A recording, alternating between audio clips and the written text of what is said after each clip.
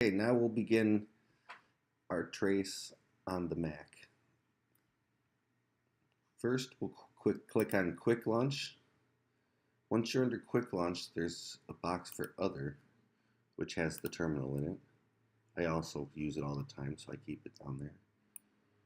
So, now what we're going to do is we're going to type trace route. We're going to spell it out when we use the Mac.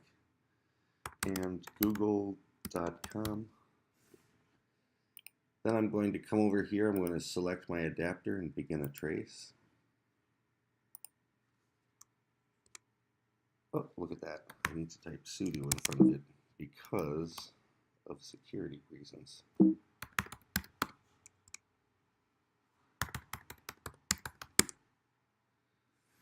And you can definitely see that some of our packets have been sent. Thank you.